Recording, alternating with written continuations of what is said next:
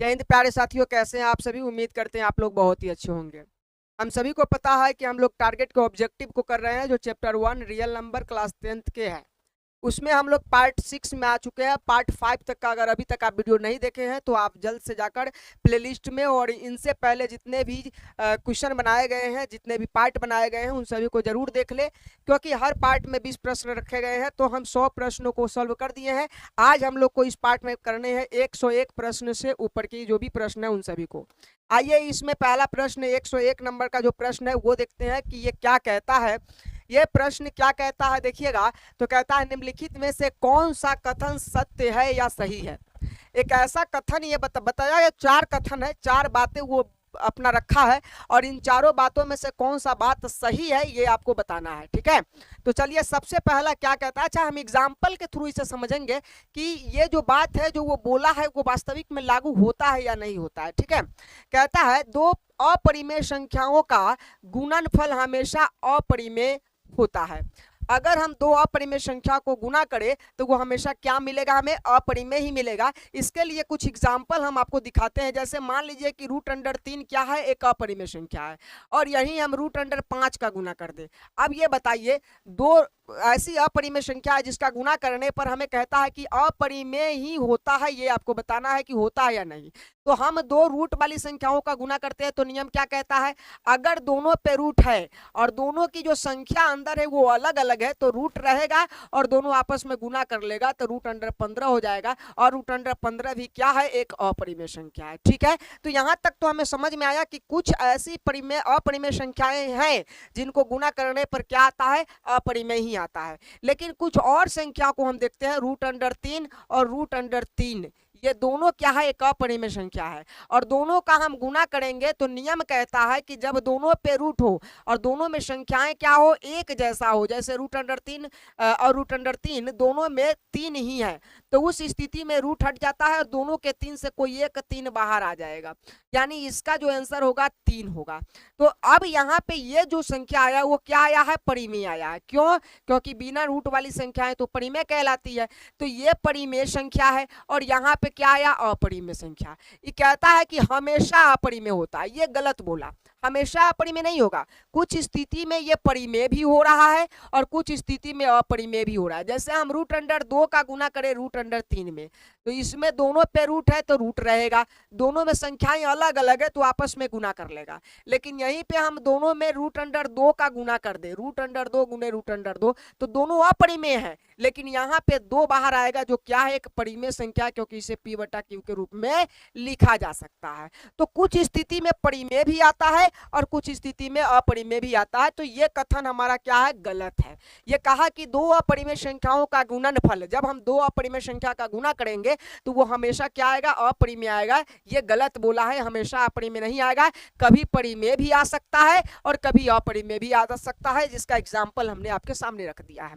Option number B देखते हैं क्या कहता है। कहता है एक परिमेय संख्या और एक अपरिमेय संख्या का हम जब गुणनफल निकालेंगे, गुना करेंगे, तो वो हमेशा क्या होगा, अपरिमेय होगा।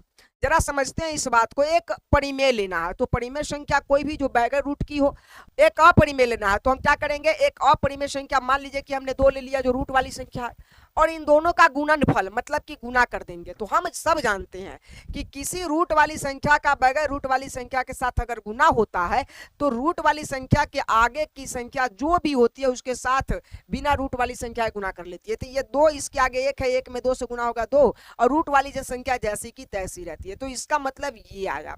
अब इस स्थिति में आप किसी भी रूट वाली संख्या के साथ बगैर रूट वाली संख्या, मतलब कि एक अपरिमेय के साथ एक परिमेय संख्या का गुना करेंगे तो ये आ जाएगा एक अपरिमेय संख्या। क्यों, क्योंकि गुना के बाद भी हम देख रहे हैं कि इसका रूट समाप्त नहीं हो रहा है, तो इस स्थिति में क्या आएगा, अपरिमेय ही आएगा। कहता है एक परिमेय संख्या और एक अपरिमेय संख्या का गुणनफल हमेशा अपरिमेय होता है। तो ये कथन आपका क्या है, सत्य है, बिल्कुल सत्य है। ठीक है, उम्मीद करते हैं कि ये चीजें आपको समझ में आ गई होंगी।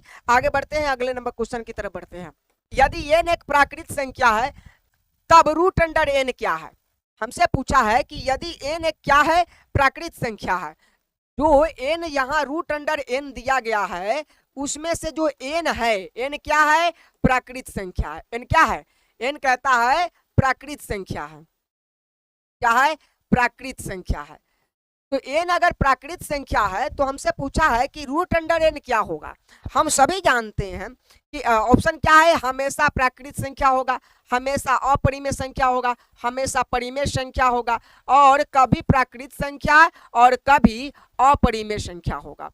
ये आपसे पूछा है। हम ऑप्शन दिखाते हैं आपको। मान लीजिए कि हमें रूट अंडर n दिया है और कहा है जो n है, जो n है, n क्या है, तो n एक प्राकृत संख्या है या प्राकृतिक संख्या है।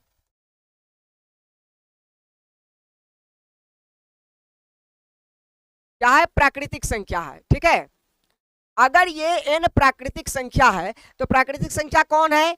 वो प्राकृतिक संख्या जो होती है एक से शुरू होती है, 1 2 3 4 5 6 और ऐसे बढ़ते बढ़ते चली जाती है, धनात्मक पूर्णांक होते हैं। ठीक है, ये सब क्या है? प्राकृतिक संख्या है।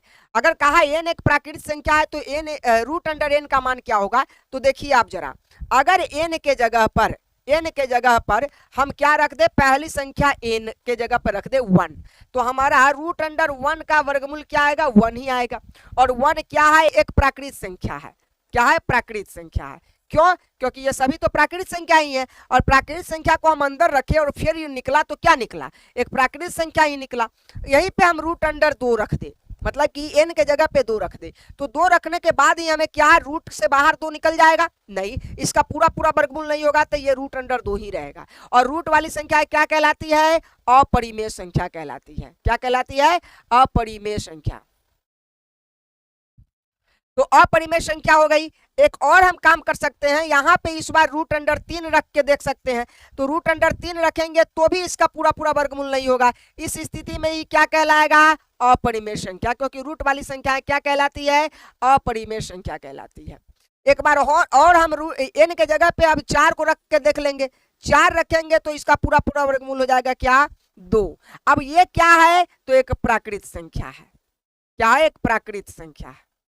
तो हम ये कह सकते हैं कि कहीं कहीं पर जो n का मान हम रखते हैं प्राकृतिक संख्या, वो कभी कभी हमें प्राकृतिक संख्या ही दे रही है और कभी कभी अपरिमेय संख्या दे रही है। एक बैग से केवल प्राकृतिक संख्या भी नहीं दे रही है और एक बैग से अपरिमेय संख्या भी नहीं दे रही है। कहीं जहां रूट का वर्गमूल टूट जा रहा है वहां वो प्राकृतिक संख्या आ जा रहे हैं, जहां नहीं टूट रहा है वो क्या रहेगा? अपरिमेय। कौन ऐसा ऑप्शन है जो प्राकृतिक संख्या और मतलब कि अपरिमेय संख्या दोनों देता है? तो ये ऑप्शन नंबर डी आपका परफेक्ट होगा। कभी प्राकृतिक संख्या और कभी अपरिमेय संख्या। ऑप्शन नंबर जो डी है वो आपका परफेक्ट है। ठीक है, आगे बढ़े हम लोग। चलिए अगले नंबर क्वेश्चन पे चलते हैं। क्या कहता है? यदि प्रथम 13,986 अभाज्य संख्याओं का योग n है तो हमें बताइए कि n हमेशा किससे भाज्य होगा, मतलब कि किससे वो विभाजित होगा? 6 से होगा, 4 से होगा, 8 से होगा या किसी से भी नहीं होगा। हम सभी जानते हैं, क्या जानते हैं कि हमें संख्याएं कितनी दी है? 13,986 संख्या है, और ये कैसी संख्या है? अभाज्य है। क्या है? अभाज्य संख्या है, और इसको जोड़ने पर इसका योग जो होगा कितना है? कोई संख्या n है। n का मतलब है कोई भी नंबर आएगा और वह नंबर जो भी आएगा इतना अभाज्य संख्या को जोड़ने पर उस संख्या को कितना से विभाजित किया जा सकता है, ये पूछा है। क्वेश्चन का टर्म समझ में आ गया। अब क्या कहेंगे हम, समझेंगे थोड़ा सा क्वेश्चन को।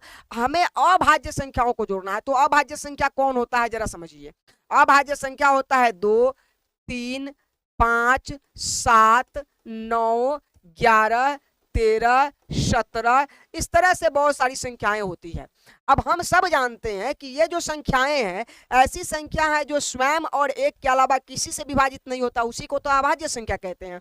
तो ये अभाज्य संख्या का कितना टर्म है? 1 2 3 4 5 6 7 8, 8 ही टर्म है। और ऐसे कितने टर्म लिखने हैं? 13,986 टर्म लिखने हैं और सभी को जोड़ना है, और जोड़ने के बाद जो संख्या आएगा वो कितना से कटेगा ये बताना है। चलिए हम उसके लिए एक थ्योरी आपको पढ़ाते हैं। हम सब एक बात को याद रखेंगे, ये जो संख्या हमने लिखा है जो अभाज्य है उसमें आप देखेंगे तो मात्र एक ऐसी संख्या है जो सम है। वो कौन सी संख्या है? 2 एक सम संख्या है। एक क्या है? सम संख्या है। पूरे अभाज्य संख्या में से दो एक ऐसा संख्या होता है जो क्या है, सम है। बाकी जितनी अभाज्य संख्या है वो सब क्या है, विषम है। तो आप जरा बताइए हमें 13,986 संख्याओं को जोड़ना था, जिसमें से हम पार्ट करें तो दो भागों में बंटता है। एक संख्या इसका 13,986 में की एक संख्या जो होगा सम होगा और बाकी जो संख्याएं होंगी वो क्या होगा, विषम होगा। तो क्या मैं लिख सकता हूं एक वह दो संख्या है जो सम है और बाकी इसका कितना बच गया, 13,985 बच गया और ये सभी क्या है, विषम है। अब इसका जोड़ और इसका जोड़ जो जोड़ेंगे जो भी आएगा वो संख्या कितना से विभाजित होगा ये बताना है। इस पर आप ध्यान रखिए। हमें एक थ्योरी पढ़ना है। कौन सा थ्योरी है सर, वो थ्योरी को आप समझ लीजिए। वो थ्योरी कौन सा है समझिए। कहता है कि जब भी हम कोई विषम संख्या को, कितना है, विषम संख्या का योग कितना बार, सम बार करते हैं तो हमें क्या प्राप्त होता है, हमें एक सम संख्या प्राप्त होता है। कौन सा संख्या, सम संख्या प्राप्त होता है। इसका क्या मतलब है, प्राप्त होता है, इसका क्या मतलब है, इसका मतलब है कि जब हम एक विषम संख्या का योग कितना बार, सम बार करेंगे। सम बार का मतलब है कि उसको 2 बार करेंगे, नहीं तो हम 4 बार करेंगे, नहीं तो हम 6 बार करेंगे, नहीं तो हम 8 बार करेंगे, मतलब सम बार करेंगे। कोई भी विषम संख्याओं को लेंगे और उसका हम जोड़ कितना बार करेंगे, सम बार, तो हमें आंसर क्या आएगा, सम आएगा। जैसे हम आपको बता दें यहाँ पे, मान लीजिए कि हमने 2 ले लिया, 2 छोड़ दो, हमने 3 ले लिया, हमने 5 ले लिया। ये दोनों क्या है, एक विषम संख्या है और इसका योग हम कितना बार किए, सम बार, माने 2 बार किए तो सम न हुआ, तो हमने सम बार किया तो हमें कितना आया, 8 आया। और 8 क्या है, एक सम संख्या है। यही तो हम समझाना चाहते हैं। यह दोनों क्या था, अभाज्य संख्या था और दोनों अभाज्य संख्या विषम है।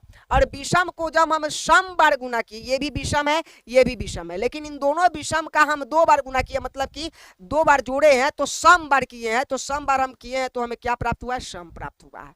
लेकिन इसी विषम संख्याओं को अगर हम विषम बार ही जोड़ेंगे तो वो क्या प्राप्त होगा, विषम बार प्राप्त होगा, विषम संख्या प्राप्त होगा। जैसे हमें 3 + 5 प्लस क्या करना है, तीसरा 7 एक ऐसी संख्या है जो विषम है। 3 + 5 + 7 करना है। अब इसको हम क्या किए, ये तीनों विषम है लेकिन हम इसको जोड़ कितना बार रहे हैं, 3 बार। तो 3 बार का मतलब वो विषम बार जोड़ रहे हैं, तो विषम बार जोड़ने का मतलब जब इसको हम जोड़ेंगे तो 5 3 8 और 8 और 7 कितना हो जाएगा, 15 हो जाएगा। इसका मतलब हमें क्या आया, एक विषम संख्या आया। क्या आया है, विषम संख्या आया। किसी विषम संख्या को हम विषम बार ही जोड़ते हैं तो हमें क्या प्राप्त होता है, विषम प्राप्त होता है। और किसी विषम संख्या को हम जब सम बार जोड़ते हैं तो हमें क्या प्राप्त होता है, सम।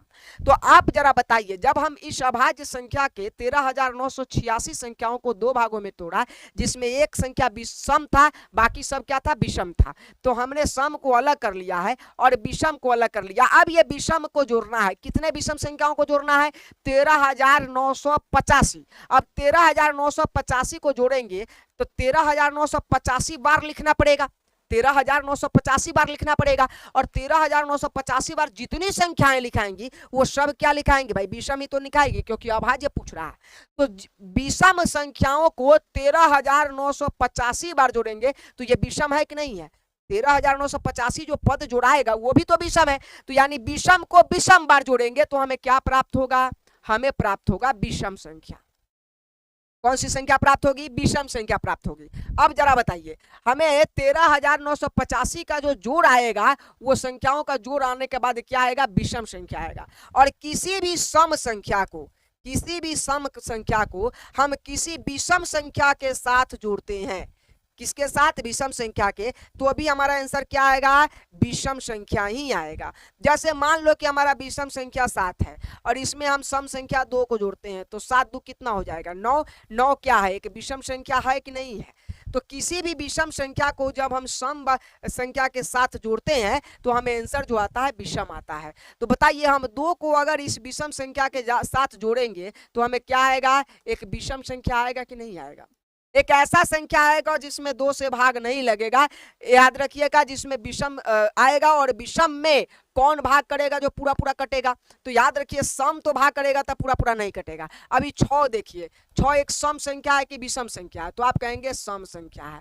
तो जब सम संख्या से हम विषम संख्या में भाग देंगे तो कहां से कटेगा? 7 से, अगर 7 में अगर हम 2 से भाग दे देंगे सम संख्या से, तो क्या ये पूरा पूरा कट जाएगा? संभव ही नहीं है। किसी भी विषम संख्या में हम सम से भाग देते हैं तो पूरा पूरा नहीं कटेगा। तो ये सम संख्या है और ये हमें क्या प्राप्त हो रहा है? 13,986 पदों को जोड़ने पर तो विषम हो रहा है। तो यानी ये सम संख्या विषम को पूरा पूरा नहीं काटेगा। ये 4 भी एक सम संख्या जो विषम संख्या को पूरा पूरा विभाजित नहीं करेगा।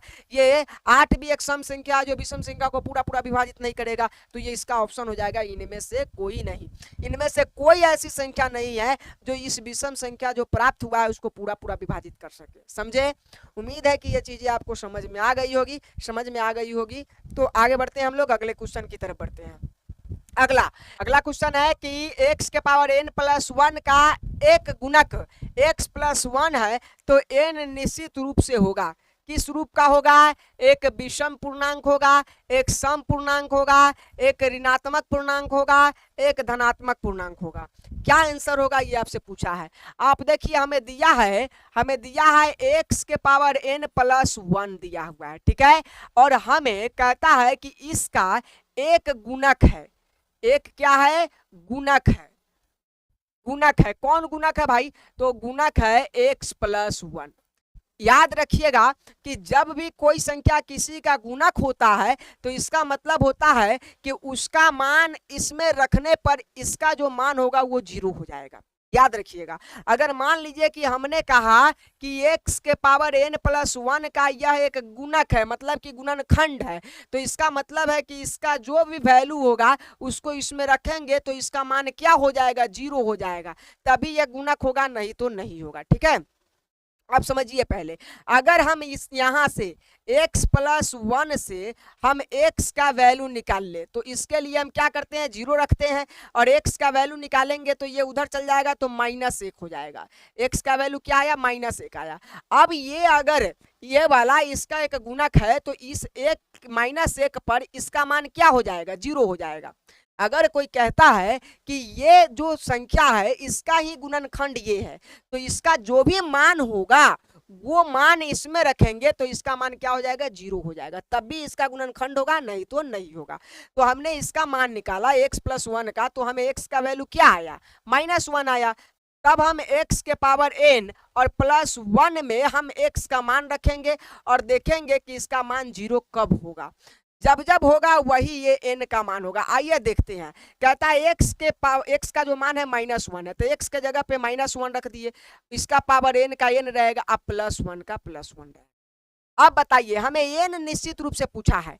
ये तो हमें अगर इसका गुणनखंड ये है तो ये गुणनखंड से मान निकाला, -1 आया, हम -1 आया हमें x का मान। अब इस -1 को हम इसमें रख दिए तो जो हमारा मान आया है -1 के पावर n प्लस 1 आया है। अब इसमें हमें पूछा है कि ये जो n है ना ये क्या है? आप बताइए n कौन सी संख्या? धनात्मक है, ऋणात्मक है, क्या है ये?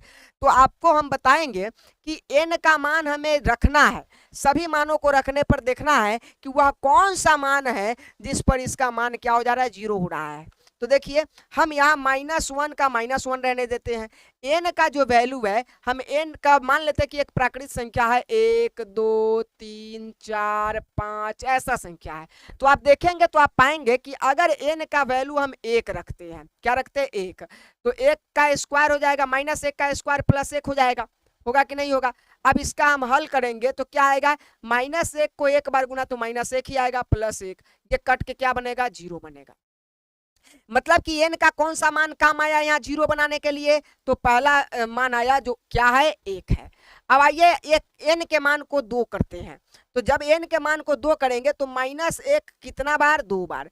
अब +1 का +1, ये वाला जैसा कहता है ऐसा। तो यह -1 2 बार का क्या मतलब है? -1 गुने -1, और -1 जब 2 बार गुना होगा तो क्या आएगा? तो माइनस माइनस प्लस और 1 का गुना 1, तो प्लस आ जाएगा 1। आइए +1, अब प्लस प्लस जोड़ेंगे तो क्या आ जाएगा? 1 + 1 2 हो जाएगा। तो यहाँ तो 0 नहीं आया। अगर इसका ये गुणनखंड है तो n का मान ऐसा ही काम आएगा जो इसको 0 बना दे, कि 0 नहीं आया। चलिए, तो इसका मतलब एक जो 2 है इसमें नहीं आया। अब n के मान को हम क्या रखेंगे? n के मान को हम 3 रखेंगे, तो -1 के पावर 3 और +1, तो -1 अगर 3 बार गुना होता है साथियों, -1 गुने -1 गुने -1, तो ये minus minus plus plus minus minus minus आएगा, 1 का गुना कितना बार की करे तो 1 आएगा, तो यानी -1 आ रहा है और +1 आ रहा है, इन दोनों को हम काट देंगे तो फिर से क्या आया 0।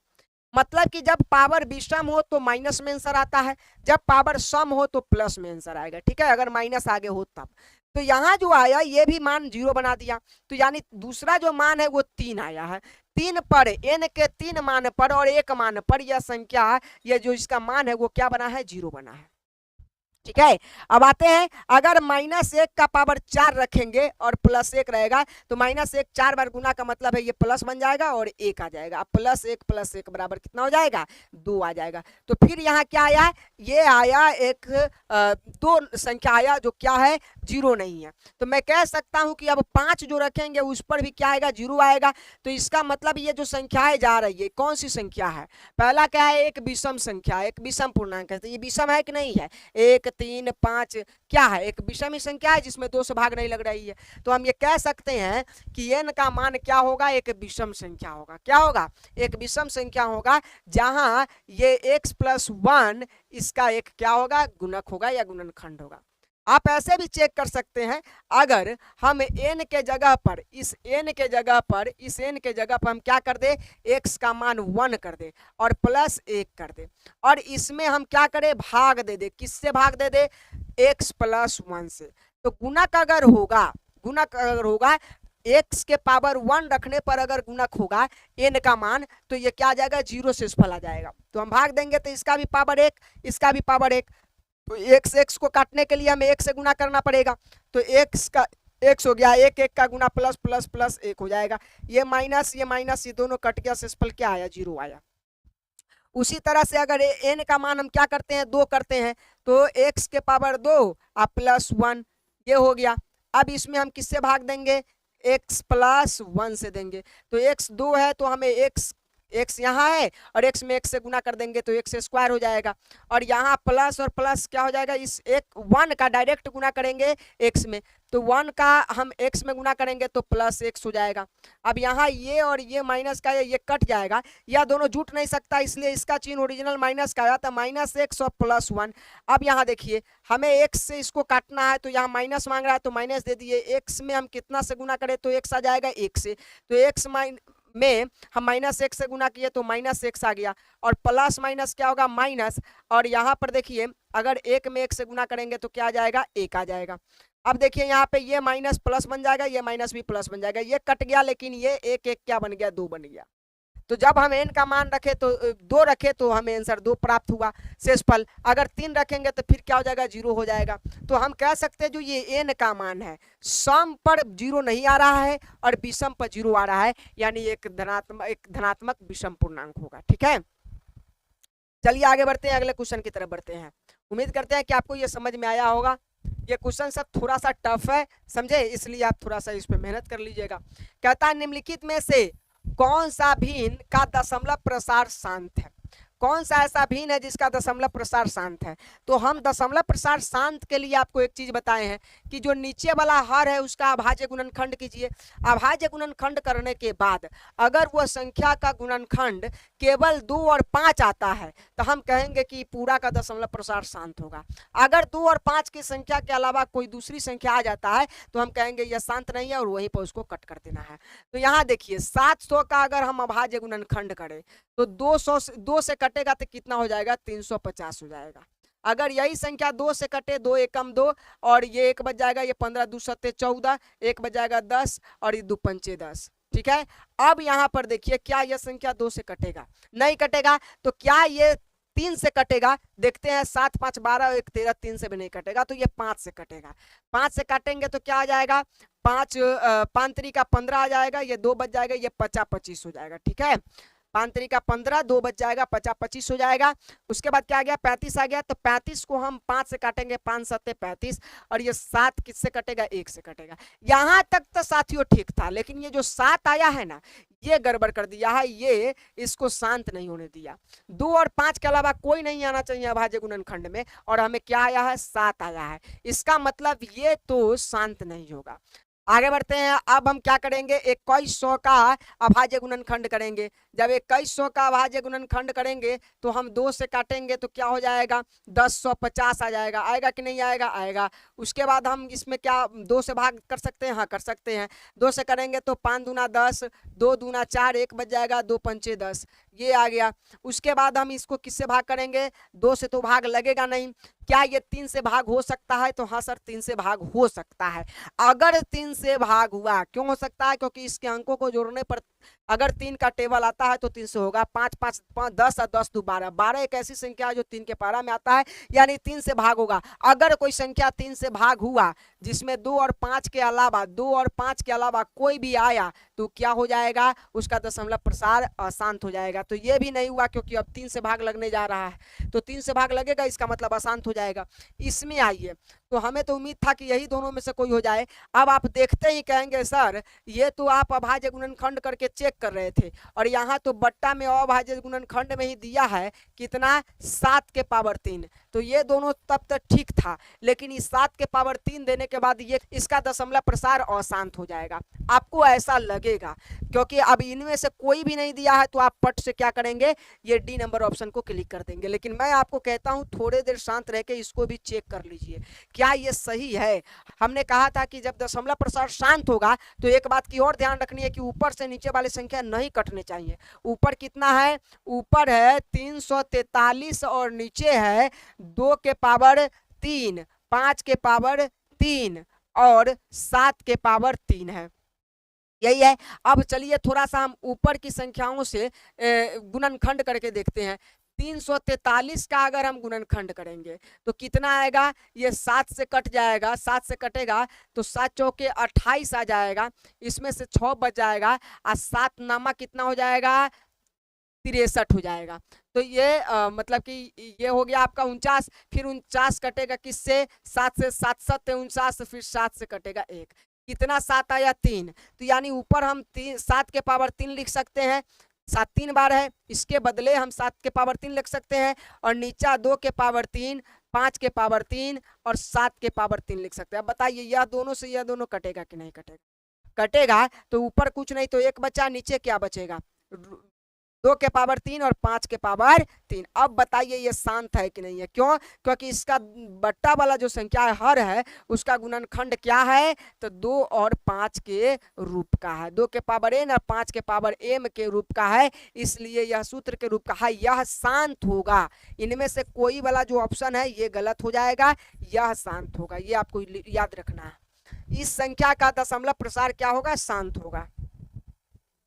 चलिए उम्मीद करते हैं समझ में आ गया होगा। अगले नंबर क्वेश्चन की तरफ बढ़ते हैं। अगला नंबर क्वेश्चन क्या कहता है, क्वेश्चन नंबर 107, सबसे छोटी पूर्ण वर्ग संख्या जो इतना इतना और इतना प्रत्येक से भाज्य होता हो। तो आपको बताना है इसमें पूर्ण वर्ग संख्या बताना है जो सबसे छोटी हो, सबसे छोटी पूर्ण वर्ग संख्या हो। पूर्ण वर्ग संख्या कौन कौन है पहले ये देख लीजिए, यह पूर्ण वर्ग संख्या नहीं है। क्यों नहीं है, पूर्ण वर्ग संख्या किसको कहते हैं, जैसे हम 6 को 6 से गुना किए तो ये क्या आ गया, 36 आ गया। तो 36 क्या है, एक पूर्ण वर्ग संख्या है। ऐसी संख्या जिसका पहरा, जितना का पहरा पड़ रहा है उतना ही बार अगर वो गुना होकर आ रहा है तो वो पूर्ण वर्ग संख्या कहलाता है।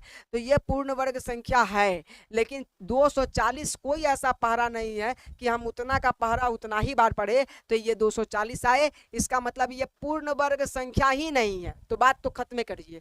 उसके बाद आ जाइए 1600, 1600 पूर्ण वर्ग संख्या है, किसका है, 40 का। 40 गुने 40, देखिए 2 गो जीरो है तो 2 गो जीरो रखिए, उसके बाद 4 चौका कितना हो गया, 1600। तो देखिए 40 का पारा 40 बार पढ़े तो 1600 आया, ये पूर्ण वर्ग संख्या है। लेकिन इन तीनों से ये विभाजित होगा कि नहीं होगा ये अभी हमें नहीं पता, लेकिन पहले तो पूर्ण वर्ग संख्या होना चाहिए, तब हुआ वो पूर्ण वर्ग संख्या उस तीनों से विभाजित होना चाहिए, ठीक है।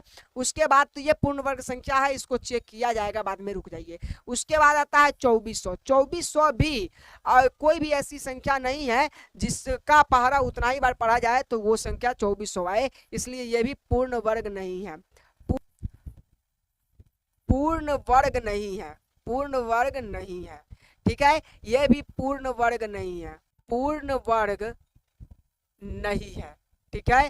तो ये दोनों पूर्ण वर्ग नहीं है, ये दोनों पूर्ण 3600 है तो है, 3600 भी है कितना का, 60 का है, 60 गुने 60, 2 जीरो आ गया, उसके बाद 6 में 6 से गुना करेंगे कितना आ जाएगा, 36 आ जाएगा। तो यह दोनों पूर्ण वर्ग है, यह दोनों पूर्ण वर्ग है। लेकिन देखना है कि अब इन दोनों पूर्ण वर्ग संख्या में से कौन ऐसा सबसे छोटा संख्या है जो इससे विभाजित है, तीनों से, 16 से भी, 20 से भी और 24 से भी। अब बताइए कोई भी एक ऐसी संख्या को विभाजित करना हो 3-4 संख्याओं से, तो हम तीनों से बार बार इसमें भाग थोड़ी ना देंगे। मतलब कि मान लीजिए 1600 है तो 16 से कटेगा कि नहीं कटेगा एक बार चेक कर लिए, फिर 1620 से कटेगा कि नहीं कटेगा एक बार चेक कर लिए, फिर 1624 से कटेगा कि नहीं कटेगा एक बार चेक कर लिए। इतना वक्त किसके पास है? तो सबसे पहले इसका कोई ऐसा संख्या निकालना होगा, ऐसा संख्या निकालना होगा जो तीनों से मिलकर बना होगा। तो हम एलसीएम जब निकालते हैं ना, तो एलसीएम लॉसा इनका निकालना होगा तीनों का, और तीनों का जो लॉसा आएगा और उस लॉसा से जो कटेगा इन दोनों में से, हम कहेंगे कि वो लॉसा जो भी आएगा तीनों का और जो कटेगा वो संख्या इन तीनों से कटेगा, क्योंकि तीनों का एक कॉमन संख्या लॉसा बनेगा। ठीक है, जो लॉसा आएगा वो लॉसा को ही यह तीनों काटेगा, तो लॉसा से जो कटेगा वो भी उसको भी यह तीनों काटेगा। तो 16, 20 और 24 का लॉसा निकालेंगे। तो 16 और 20 और 24 का लॉसा निकालने के लिए हम तीनों का क्या करेंगे, गुणनखंड करेंगे। तो 16 का गुणनखंड करेंगे तो कितना, 2 से 8 आएगा, फिर 2 से 4 आएगा, फिर 2 से 2 आएगा, फिर 2 से 1 आएगा, यानी 4 को 2 आया, 2 गुने 2 गुने 2 गुने 2। ठीक है, उसके बाद क्या है, उसके बाद हमें 20 का गुणनखंड करना है। तो 2 से कटेंगे 10 होगा, फिर 2 से कटेगा 5 होगा, फिर 5 से कटेगा 1 आएगा, यानी ये आया 2 गुने 2 गुने 2 गुने 2 गुने 5। ठीक है, अब कितना है, 24 है। 24 का अगर हम गुणनखंड करेंगे तो 2 से कटेगा 12 होगा, 2 से कटेगा 6 होगा, 2 से कटेगा 3 आएगा, 3 से कटेगा 1 आएगा, यानी हमें क्या आया, 2 गुने 2 गुने 2 गुने 3। अब देखिए इसका एलसीएम निकालना है, तो एलसीएम कौन होगा, तो एलसीएम सबसे पहले जो तीनों में होगा उसमें से एक बाहर आएगा, तो एक ये हो गया, इसमें भी तीनों में है, एक 2 और बाहर आया। उसके बाद कहता है कि अगर कोई 2 में भी कॉमन है तो उसमें से भी एक ही बाहर आएगा, तो ये जो 2 है वो भी एक कॉमन बन के बाहर आएगा, और बाकी जो बच गया उस सब गुना हो जाएगा। तो नीचे वाला में से 3 बच गया, ऊपर वाला में से 5 बच गया, सबसे ऊपर वाला में 2 बच गया। इसका गुना कीजिए, 2 दूना 4, 4 दूना 8, 8 पंचे 40, 4 3 12, 120, 120 में अगर 2 से हम गुना करेंगे तो 240 हो जाएगा। कितना हो जाएगा, 240। एलसीएम जो आया आपका 240 आया। अब 240 से भाग देना किसमें, पूर्ण वर्ग संख्या में। अब पूर्ण वर्ग संख्या में कितना प्राप्त है, 1600 या 3600। अब देखना है कि यह जो संख्या है ये 1600 के काटेगा तो इसका मतलब 16 भी उसको काटेगा, 20 भी काटेगा और 24 भी काटेगा। अगर ये 3600 के काटता है तो इसका मतलब यह तीनों संख्या इसको काटेगा। एलसीएम जिसको भी काटेगा उसको वो तीनों संख्या काटेगा। ठीक है, क्योंकि वही तीनों संख्या का लॉसा है। अब चेक करेंगे कि ये 1600 के 240 काटेगा कि नहीं। तो 1600 को 240 से काटने के लिए क्या करना होगा, पहले 0 से 0 काट दीजिए, बच गया 160, 160 बच गया, नीचे 24 बच गया, 2 से काट दीजिए तो 80 हो जाएगा। इसको 2 से काटिएगा तो कितना हो जाएगा, 12 हो जाएगा। 2 से काटिएगा तो कितना हो जाएगा, 12 के पारा में अब क्या 80 आएगा, 2 से अगर काटते हैं तो ये 40 हो जाएगा, 2 से काटते हैं तो कितना हो जाएगा, 6 हो जाएगा। अब बताइए 6 के पारा में 40 पूरा पूरा कटेगा, तो इसका मतलब ये तो पूर्ण वर्ग संख्या था पर ये इन तीनों से विभाजित नहीं हुआ। अब बच गया 3600। 3600 को हम जरा देखते हैं 240 से काटकर, 0 से 0 कट गया, कितना बचा, 360, बट्टा में कितना बचा, 24 बटा। अब 2 से काटेंगे अगर तो ये 18 दूना कितना हो जाएगा, 36 हो जाएगा। 18 दूना कितना हो जाएगा, 36, 0 का 0 चल गया, 180 हो गया। इसको 2 से काटेंगे तो कितना हो जाएगा, 12 दूना 24 हो जाएगा। अब अगर इसको हम 2 से काटे तो नीचे वाला 6 हो जाएगा और ऊपर वाले कितना हो जाएंगे, ऊपर वाला हो जाएगा, अगर 2 से कटेगा तो 90 हो जाएगा। ठीक है, और इसको अगर हम 3 से काट दें तो 3 से काटेंगे तो क्या हो जाएगा, 3 से काटेंगे 3 तिहाई का 9, 0 का 0 हो जाएगा। उसी तरह से 3 से इसको काटेंगे तो कितना हो जाएगा, ये 2 आ जाएगा। अब बताइए 2 से 15 मतलब 30 कटेगा कि नहीं कटेगा। इसका मतलब है कि यह कौन कौन 16, 20 और 24 से कौन सा संख्या कट रहा है? 3600 कट रहा है, जो एक पूर्ण वर्ग संख्या है। समझे? थोड़ा सा इसमें समय तो लग रहा है, लेकिन ये प्रश्न ऐसे है जो ऑब्जेक्टिव टाइप में भी थोड़ा सा टफ प्रश्न है, तो आप इसको याद रखेंगे। जब आपका प्रैक्टिस हो जाएगा ना तो बहुत जल्दी बन जाएगा। हम तो आपको समझा रहे हैं इसलिए इतना वक्त लग रहा है। जैसे हमें अगर कोई भी संख्या दे दी और कहे कि उस संख्या को इन 3 संख्या से काटे, ऐसा कोई संख्या बताइए। हम सबसे पहले क्या करेंगे? इन तीनों का लौसा निकालेंगे। लौसा निकालने के बाद हम उससे डायरेक्ट सब में भाग देंगे। लौसा से जो कट जाएगा वो उन तीनों से कट जाएगा, जो लौसा से नहीं कटेगा उन तीनों से नहीं कटेगा। क्या दिक्कत है? बड़े अगले क्वेश्चन की तरफ। ये आपका 3600 हो गया, यहाँ याद रखिएगा। आ गया ये दो संख्याओं का लघुत्तम समापवर्तक इनके महत्तम समापवर्तक का 14 गुना है। दो संख्याओं का लघुत्तम समापवर्तक इनके महत्तम समापवर्तक का कितना है? 14 गुना है। उसके बाद कहता है 14 गुना है लघुत्तम समापवर्तक तथा महत्तम समापवर्तक का जोड़ जो है 600 है। जोड़ क्या है? 600। यदि एक संख्या 280 है तो दूसरी संख्या क्या होगी? बहुत ही सुंदर प्रश्न है, समझिएगा। सबसे पहले यहाँ हमें मानना होगा कि माना कि दो संख्याओं का, कोई भी दो संख्या है, दो संख्याओं का लौसा एलसीएम कितना है? हमने x मान लिया, तथा दो संख्या का HCF कितना हमने मान लिया? तो हमने मान लिया y। अगर हमने x मतलब कि एलसीएम x माना और HCF y माना, तो हमें क्या कहा है? दो संख्याओं का जो महत्तम समापवर्तक है वो 14 गुना है। किससे? लघुत्तम समापवर्तक से। तो यहाँ हम लिखेंगे प्रश्नानुसार स्थिति एक। कौन सी? स्थिति एक। स्थिति एक क्या कहता है? दो संख्याओं का जो लघुत्तम समापवर्तक है उनके महत्तम समापवर्तक से 14 गुना है, यानी लघुत्तम समापवर्तक मतलब कि लौसा, और कहता है महत्तम समापवर्तक मतलब कि मौसा। अब बताइए, लघुत्तम समापवर्तक महत्तम समापवर्तक से 14 गुना है, मतलब कि कौन ज्यादा है? तो आप कहेंगे कि लघुत्तम समापवर्तक 14 गुना ज्यादा है। किससे? महत्तम समापवर्तक से। और हमने बीच में लगाया क्या? बराबर। तो बताइए, अगर ये 14 गुना ज्यादा है तो ये 14 गुना कम होगा, तो इसका मतलब ये बराबर कैसे हो गया? तो याद रखिए, 14 गुना ज्यादा है तो ये 14 गुना कम है, और बराबर करने के लिए इसीलिए हम इसमें 14 से क्या करेंगे? गुना करेंगे। अब बताइए, दो संख्या का एलसीएम मतलब लौसा हम क्या माने हैं?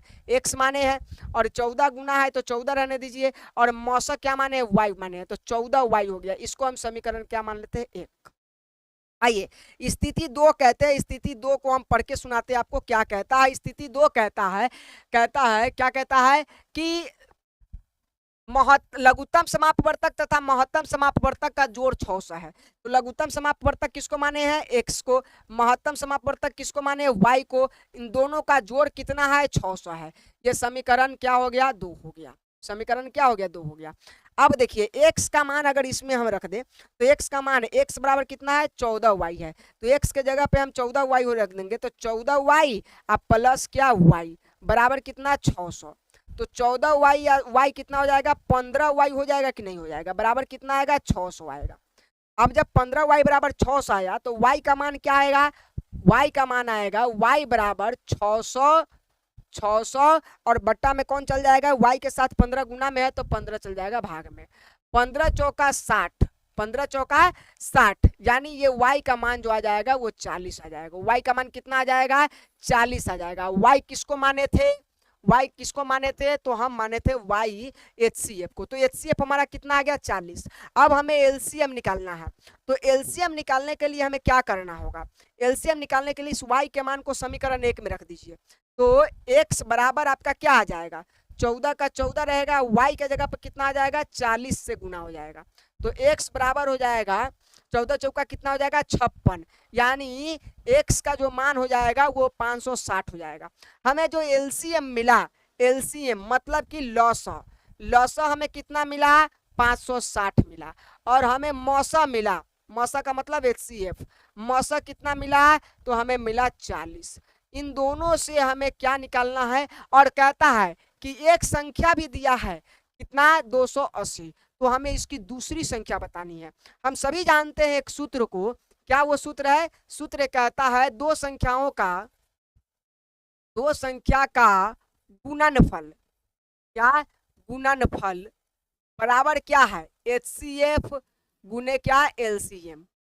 क्या? LCM। हमें कहा है कि दो संख्याओं का जो सब कुछ तो देख लिया, हमें एक संख्या भी दिया, अब कह रहा है दूसरी संख्या में बताइए, तो हम इसके लिए दो संख्याओं का गुणनफल करेंगे। तो दो संख्या में से पहली संख्या जो हमें दिया है वो ये है 280 है, ठीक है। और दूसरी संख्या हमें निकालना है, इसलिए दूसरी संख्या के जगह पर दूसरी संख्या रहने दीजिए। HCF कितना है आपका? अभी हमने निकाला 40 है, और LCM कितना है? 500 कितना है? 60 है, 560 है। अब बताइए दूसरी संख्या में निकालनी है तो हम क्या करेंगे? हमें दूसरी संख्या बराबर क्या करना होगा? उधर 40 का 40 रहने दीजिए, गुना 560 कर दीजिए, और बट्टा में ये ले आइए 280 को। 0 से 0 कट जाएगा, क्या किया? 0 से 0 कट गया। उसके बाद यहाँ पर देखिएगा, तो अगर इसको हम 2 से काटते तो ये 14 दूना 28 होगा, 2 से काटेंगे तो ये 20 हो जाएगा।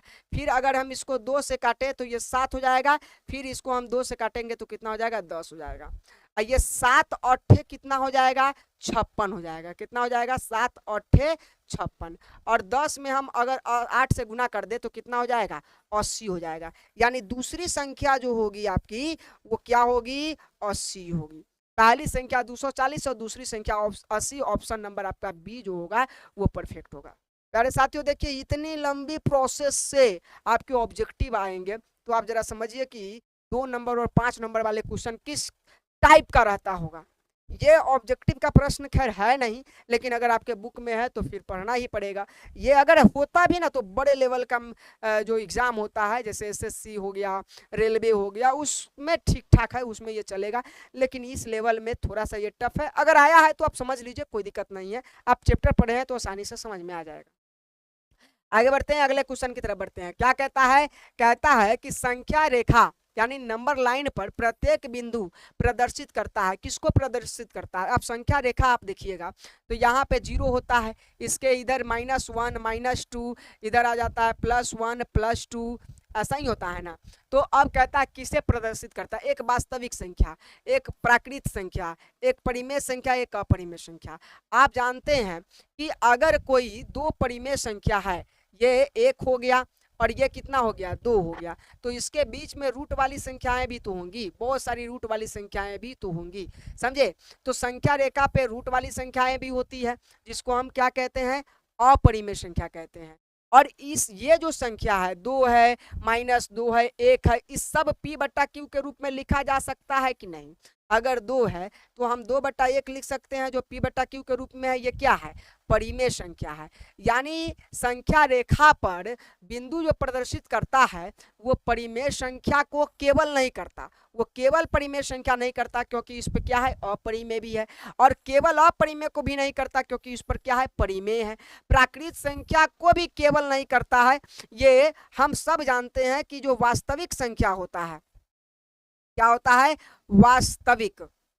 वास्तविक संख्या यानी रियल नंबर, उसमें क्या क्या होता है? एक परिमेय संख्या भी, एक परिमेय संख्या भी, और एक अपरिमेय संख्या। क्या?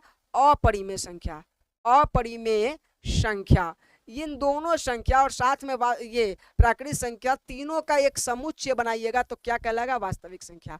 और वास्तविक संख्या को संख्या रेखा पर दिखाया जा सकता है, इसलिए हम कह सकते हैं कि एक किसको प्रदर्शित करेगा? वास्तविक संख्या को करेगा, जहां ये परिमेय को भी दिखाएगा, अपरिमेय को भी दिखाएगा, वास्तविक को दिखाएगा, तीनों को दिखाएगा। तो हम कह सकते हैं कि क्या है? एक वास्तविक संख्या है, ठीक है।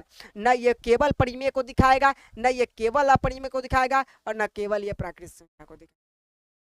आइए 109 नंबर प्रश्न को देखते हैं कि कहता है कि संख्या 23.43 का क्या है? रेखड़ी है, और कहता है इसे P/Q के फॉर्म में लिखिए। किस फॉर्म में लिखना है? P/Q के फॉर्म में। प्यारे साथियों, हमने कई बार आपको बताया है कि इस तरह का प्रश्न होगा ना, आप देखते चुटकी में इसको हल कर सकते हैं। कैसे करेंगे देखिए, थोड़ा कुछ नहीं करना है, पूरी संख्या लिख दीजिए, 23 43 लिख दीजिए, ठीक है। अब उसके बाद क्या करना है? जिस पर रेखड़ी नहीं है बस उसको इससे घटा दीजिए।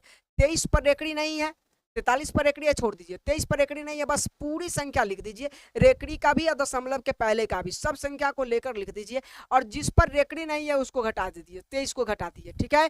उसके बाद क्या करना है, जिस पर रेकड़ी है, जितने पर रेकड़ी है उतना ही 9 नीचा लिख दीजिए। तो दो संख्याओं पर रेकड़ी था, 2 9 लिख दिए। अब बताइए इसका जब हम हल करेंगे तो 23 43 में से हमें 23 घटाना है, तो 23 20 बच जाएगा, 23 20 बचेगा कि नहीं, 3 में से 3 गया 0, 4 में से 2 गया 2, और 23 का 23। अब बट्टा में कौन आ जाएगा, 99 आ जाएगा। देख लीजिए ऑप्शन कौन सा है, 23 20 बटा 99, ये ऑप्शन नंबर ए आपका परफेक्ट हो गया, ठीक है। बहुत ही आसान है, आप समझ लीजिए इसको। आगे बढ़ते हैं अगले नंबर क्वेश्चन की तरफ। ये जो क्वेश्चन है ना, ये तो आप पढ़ लिए हैं, 104 नंबर जो प्रश्न हम लोग सॉल्व किए हैं, सेम उसी प्रोसेस पे है।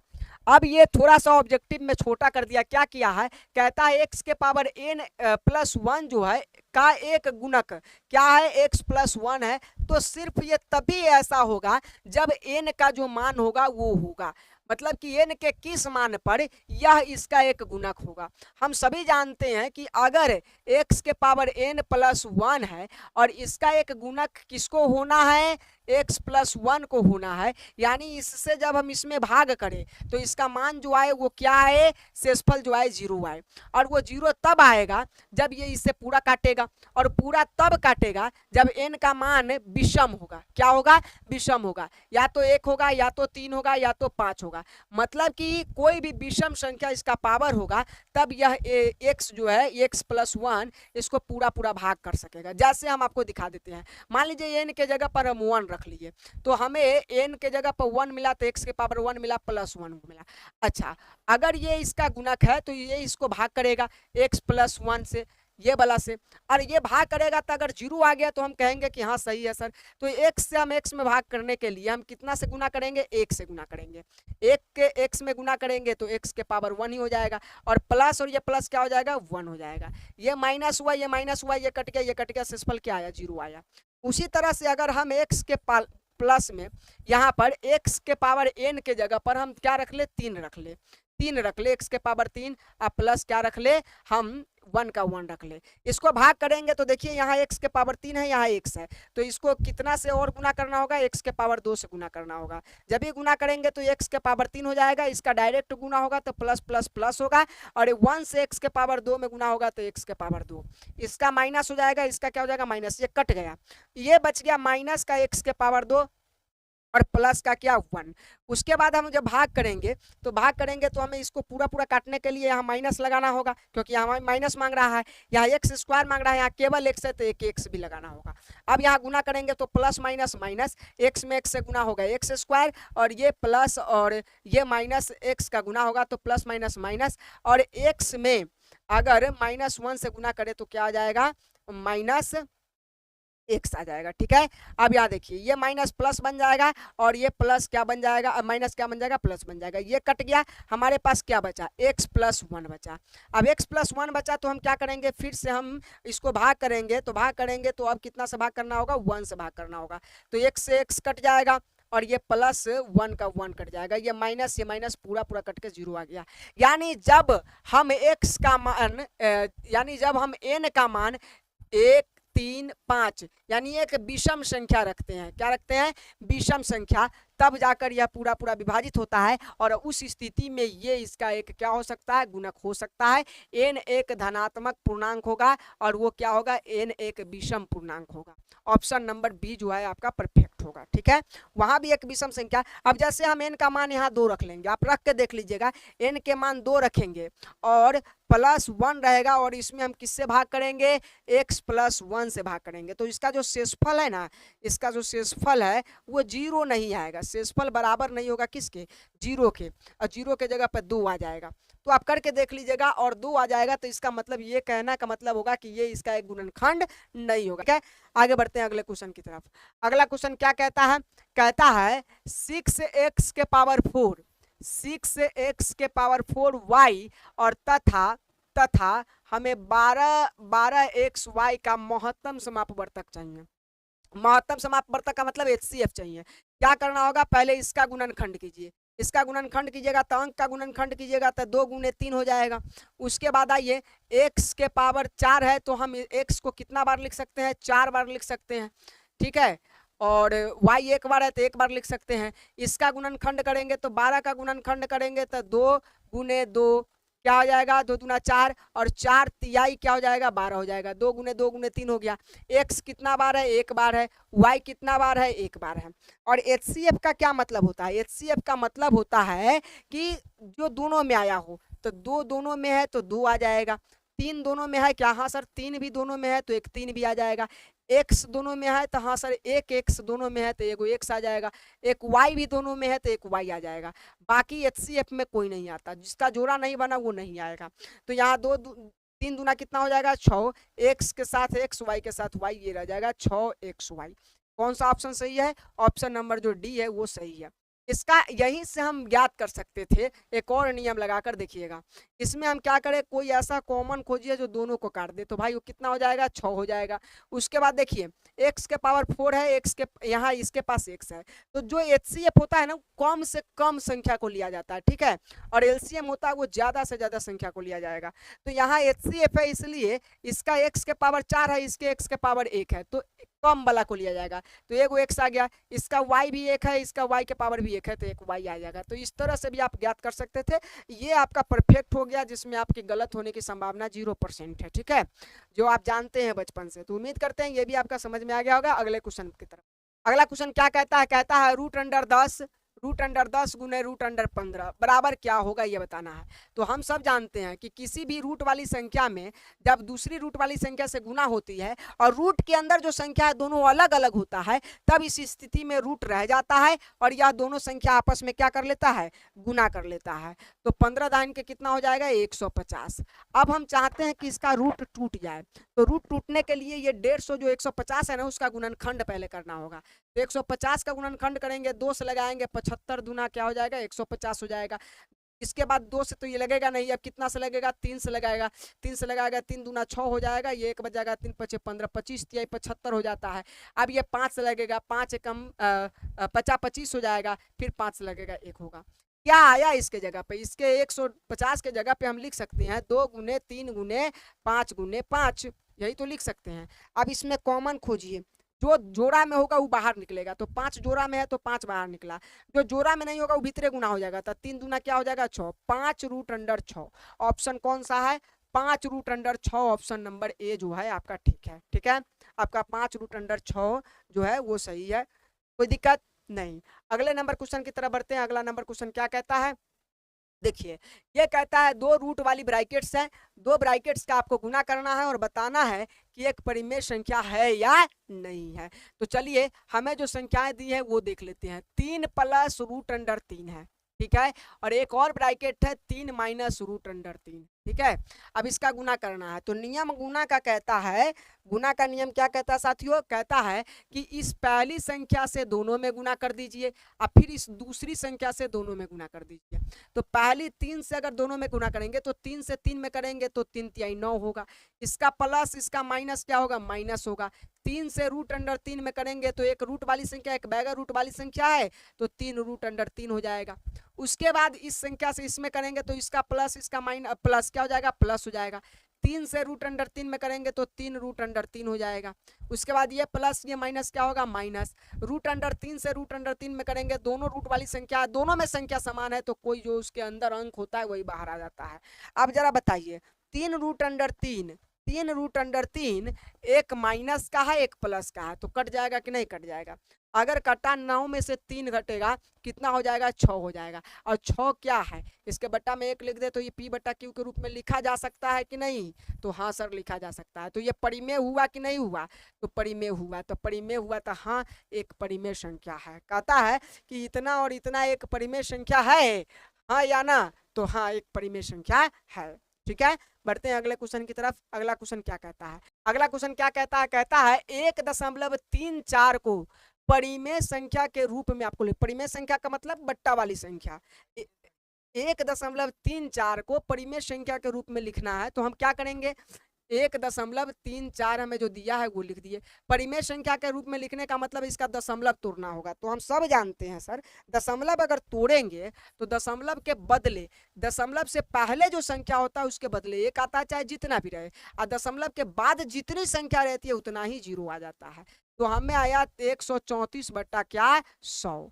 हमें क्या कहा है कि इसमें से कौन से रूप का होगा, तो आप इसको भाग कर दीजिए। भाग करेंगे तो ये 2 से अगर भाग करते हैं तो क्या आएगा, 2 से भाग करेंगे तो ये 150 में बदल जाएगा। इसको भाग करेंगे 2 से तो ये हो जाएगा 2 छक 12, 1 बच जाएगा 14, 2 सत्ते 14, 67 बट्टा 50। 67 बट्टा 50 ऑप्शन नंबर जो आपका बी है वो सही हो गया। ठीक है, बढ़िए अगले क्वेश्चन। 115 नंबर क्वेश्चन क्या कहता है, क्या सभी वास्तविक संख्याएं एक परिमेय संख्या है। देखिए ये तो बड़ा ही बेहतर क्वेश्चन है। सभी वास्तविक संख्या क्या परिमेय संख्या है, आप जरा समझिए। वास्तविक संख्या जो होता है ना, वास्तविक संख्या होता है, इसका परिभाषा ही है कि परिमेय संख्या, परिमेय संख्या और अपरिमेय संख्या, अपरिमेय संख्या दोनों को अगर एक साथ रखेंगे तो ये क्या कहलाएगा, वास्तविक संख्या कहलाएगा। तो बताइए क्या परिमेय सभी वास्तविक, यहाँ अगर पूछा जाए कि क्या सभी परिमेय संख्या वास्तविक संख्या है तो आप कहेंगे कि हाँ। क्यों, क्योंकि जितने भी परिमेय संख्या है वो सब वास्तविक संख्या का ही तो रूप है। जितने भी अपरिमेय संख्या है वो भी किसका रूप है, वास्तविक संख्या का ही तो रूप है। जैसे हम आपसे एक प्रश्न करें, क्या करें कि अगर वास्तविक संख्या की हम बात करते हैं, वास्तविक संख्या, तो वास्तविक संख्या कौन है, तो हम यहाँ कहेंगे अपरिमेय संख्या। कौन, परिमेय संख्या। परिमेय संख्या जैसे 2 हो गया, 4 हो गया, 6 हो गया। अपरिमेय संख्या कौन हो गया, √2 हो गया, √3 हो गया, पाई हो गया। तो ये सभी, ये जो परिमेय संख्या है, कौन सी संख्या है, परिमेय संख्या है। और ये जो अपरिमेय संख्या है, कौन सी संख्या है, अपरिमेय संख्या है। ये अपरिमेय जो है ये भी वास्तविक है और ये परिमेय जो है ये भी वास्तविक है। तो ये दोनों वास्तविक है, लेकिन केवल सभी वास्तविक जो होगा वो केवल परिमेय नहीं होगा। क्यों, क्योंकि सभी वास्तविक में तो क्या आ जाएगा, अपरिमेय भी आ जाएगा। तो ये जो वास्तविक है वो किससे बना है, परिमेय से भी बना है और अपरिमेय से भी बना है। तो इसमें जो वास्तविक में रखा गया संख्या है वो कौन है, वो वास्तविक में जो रखा गया संख्या होगा वो हो सकता है √2 हो, √3 हो सकता हो कि 3/5 हो। तो ये तो परिमेय है, ये अपरिमेय है। तो सभी वास्तविक संख्या क्या नहीं हो सकती, अपरिमेय नहीं हो सकता। लेकिन सभी अपरिमेय संख्या वास्तविक और सभी परिमेय संख्या क्या हो सकते हैं, वास्तविक हो सकते हैं। ठीक है, तो इसका आंसर हो जाएगा कि नहीं, सभी वास्तविक संख्याएं एक परिमेय संख्या नहीं हो सकती। सभी वास्तविक संख्या परिमेय नहीं हो सकती है, सभी परिमेय संख्या वास्तविक हो सकती है, सभी अपरिमेय संख्या क्या हो सकती है, वास्तविक हो सकती है। पर ये अगले नंबर क्वेश्चन की तरफ क्या कहता है। अगला नंबर क्वेश्चन कहता है 0.23 का रेकड़ी को परिमेय संख्या के रूप में लिखिए। क्या कहता है, 0.23 का रेकड़ी, और इसको किस में लिखना है, परिमेय संख्या यानी P/Q के रूप में लिखना है। बहुत ही आसान है, हम सभी जानते हैं कि 0 हो और उसके बाद जो संख्या उस पर रेकड़ी हो तो कुछ नहीं करते हैं, वो जो संख्या है जैसा का तैसा लिख दीजिए और जितना पर रेकड़ी है उतना ही 9 नीचे लिख दीजिए। 23/99 हो गया ऑप्शन, देख लीजिए 23/99 ऑप्शन नंबर बी आपका सही होगा। ठीक है, आगे बढ़े अगले नंबर क्वेश्चन की तरफ देखते हैं। कहता है दो संख्याओं का गुणनफल होता है, दो संख्याओं का, हम तो ये फॉर्मूला है, हमने आपको फॉर्मूला बताया था कि क्या होता है, दो संख्याओं का, देखना, दो संख्याओं का गुणनफल, क्या गुणनफल किसके बराबर होता है, तो बराबर होता है HCF गुने LCM, इसके बराबर ना होता है HCF और LCM। तो दो संख्याओं का गुणनफल बराबर क्या होगा, HCF गुने LCM, HCF गुने LCM। देख लीजिए HCF गुने LCM कौन सा ऑप्शन है, HCF गुने LCM, ये ऑप्शन नंबर सी आपका परफेक्ट है। ठीक है, आगे आइए, तो फॉर्मूला ही था। अगला कहता है परिमेय संख्या 43/2 के पावर 4 गुने 5 के पावर 3 का दशमलव प्रसार कितने दशमलव के बाद वो रुक जाएंगे, माने दशमलव के कितने अंकों के बाद रुक जाएगा। तो हम इसको समझने के लिए आपको एक थ्योरी समझाएंगे, उसको समझ लीजिए। क्या कहता है, हमें 43 को इससे विभाजन करने पर, क्योंकि ये 2 और 5 है तो इसका मतलब ये पूरा पूरा तो शांत होगा ही, लेकिन कितना दशमलव के कितना अंक के बाद ये शांत हो जाएगा। तो देखिए ऊपर 43 है, आप 43 रहने दीजिए, नीचा क्या कीजिए, हमें इन दोनों के पावर को क्या करना होगा, बराबर करना होगा। क्यों, क्योंकि इन दोनों का आधार गुना होकर 10 पुराना है किसी भी हाल में। तो आधार गुना कब होता है, जब पावर बराबर होता है। तो याद रखिए पावर बराबर करने के लिए हम इसमें एक 5 से गुना कर देंगे, तो 5 के पावर 3 है, 5 के पावर 3 है और 5 से गुना करेंगे तो क्या हो जाएगा, 5 के पावर 4 हो जाएगा। क्यों? क्योंकि जब आधार बराबर होता है तो पावर जुट जाता है, ये आप गणित में पढ़े होंगे। तो यहाँ हम क्या करेंगे, 5 से गुना करेंगे और जो हम नीचे एक्स्ट्रा करेंगे वही संख्या हम ऊपर भी गुना कर देंगे। तो 43 का 43 और नीचे हम 5 एक्स्ट्रा गुना किए हैं तो वही संख्या हम गुना कर देंगे ऊपर भी, क्योंकि 5 से 5 बाद में कट जाएगा तो यही संख्या हमें बच जाएगा। अब हमारे नीचा क्या बचा, 2 के पावर 4 बचा है, अगुने 5 में 5 से गुना किए तो 5 और इसका पावर जुड़ जाएगा तो क्या हो जाएगा 4। अब जरा देखिए 43 में अगर हम कितना से गुना कर दे, 5 से, 5 3 का 15 के 5 हासिल 1, 5 चौका 20 और 1 21, 215 आ गया। अब 215 में नीचे हम गुना करेंगे 5 दूना 10 और 10 के पावर कितना हो जाएगा 4 का 4। इसका मतलब होता है 215 और नीचे का मतलब हो गया कि 10 के पावर 4 है यानी 1 पर कितना जीरो, 4 जीरो। और इसको भाग देने का मतलब होता है कि 1 2 3 4 यानी ऊपर 215 था ना, ऊपर 215 था तो पीछे से 4 जीरो है ना, तब पीछे से 4 अंक गिन कर आगे क्या लगा दीजिए, दशमलव लगा दीजिए।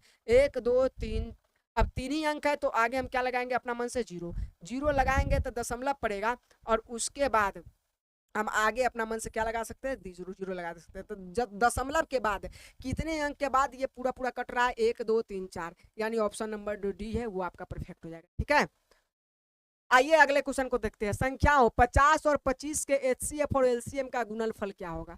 याद रखो हम सभी जानते हैं कि ये 50 और 25 दो संख्या दिया है और कहा है कि इसके एचसीएफ और एलसीएम का गुणनफल क्या होगा। सूत्र कहता है कि दो संख्याओं का गुणनफल जो होता है वो उसके एचसीएफ और एलसीएम के बराबर होता है। इस स्थिति में आप 50 और 25 का गुना कर दीजिए, आंसर आ जाएगा। 25 में आप 5 से गुना करेंगे 125 हो जाएगा, ये जीरो जैसा का तैसा बच जाएगा, 1250 हो जाएगा। ऑप्शन नंबर बी आपका हो जाएगा। ठीक है, आप 50 में 25 से गुना करेंगे तो जो आंसर आएगा इन दोनों का एचसीएफ निकाल के और एलसीएम निकाल कर गुना कीजिएगा तो उसके बराबर आता है, ये सूत्र कहता है। अभी हमने सूत्र पढ़ाया है। ठीक है, अगला क्वेश्चन की तरफ बढ़िए। अगला क्वेश्चन क्या कहता है, अगला क्वेश्चन कहता है 278 को किस संख्या से विभाजित करे कि भागफल 12 और शेषफल 2 प्राप्त हो। हम सब जानते हैं कि हमें इसको विभाजित करना यानी हमारा क्या है, भाज्य है। क्या है, भाज्य। भाज्य कितना दिया है, 278 दिया है। उसके बाद हमें किससे विभाजित करना है ये हमें पता ही नहीं है, तो हमारा भाजक नहीं पता है। भाजक हमें ज्ञात करना है, भाजक हमें खोजना पड़ेगा। हमें भागफल, इस भाजक से हम भाग करेंगे ना तो हमारे भागफल जो मिलेगा वो कितना मिलने चाहिए, तो कह रहा भागफल हमें 12 मिले और जो हमें शेषफल मिले वो कितना मिले, तो शेषफल कह रहा है हमें 2 मिले। तो हम सूत्र जानते हैं, क्या जानते हैं, सूत्र क्या कहता है, सूत्र कहता है भाज्य बराबर क्या, भाज्य बराबर भाजक गुने भागफल, भाजक गुने भागफल प्लस क्या, शेषफल। अब इसको हम हल कर लेंगे। भाजक कितना है आपका, भाज्य कितना है, 278 है और भाजक कितना है, तो भाजक हमें नहीं पता तो भाजक का भाजक रहने दीजिए। ठीक है, हमें भागफल कितना दिया है, 12 दिया है और प्लस शेषफल कितना दिया है, 2 दिया है। हम 2 प्लस में इसको ले आकर इधर घटा लेंगे तो 278 में से हम 2 घटा देंगे तो हमें इधर क्या बच गया, भाजक बच गया। अच्छा 2 घटा देंगे, इधर कौन बच जाएगा, भाजक। और याद रखिए भाजक के साथ 12 किस में, गुना में, तो यहाँ से इसको लेकर आएंगे तो ये इधर आएगा तो गुना में है तो कहाँ चल जाएगा, भाग में चल जाएगा। अब देखिए 278 में से 2 घटाएंगे तो 200 कितना हो जाएगा, 76 हो जाएगा और इसको कितना से भाग करना है, 12 से भाग करना है, तो हमें क्या मिलेगा, भाजक मिलेगा। अब देखिए 12 से भाग करेंगे, अब 12 से जब इसको भाग करेंगे तो 12 से हम इसको भाग करेंगे तो 12 से अगर हम 2 मरतबे भाग करेंगे, 12 दूना कितना हो जाएगा, 24। तो ये 27 में से अगर 24 कट गया तो कितना बच गया, 3 बच गया। 3 बचा, इस 6 को दे देगा, ये 36 हो जाएगा और 12 से 36 कितना मरतबे कटेगा, 12 तिहाई 36, यानी जो हमारा भाजक आया वो कौन आया, 23 आया। ऑप्शन नंबर डी आपका परफेक्ट हो जाएगा। ठीक है प्यारे साथियों, उम्मीद करते हैं कि यह पार्ट भी आपको बहुत अच्छा से समझ में आ गया होगा। तो अब इस पार्ट को अगर आप बना लिए हैं तो आप इसे शेयर करते रहिए, साथ में आप इंतजार कीजिए, मैं जस्ट लेकर आ रहा हूं आपके अगले पार्ट को, पार्ट नंबर 7। ठीक है, जिसमें आपको 121 के आगे के प्रश्न मिलेंगे। धन्यवाद आप सभी का।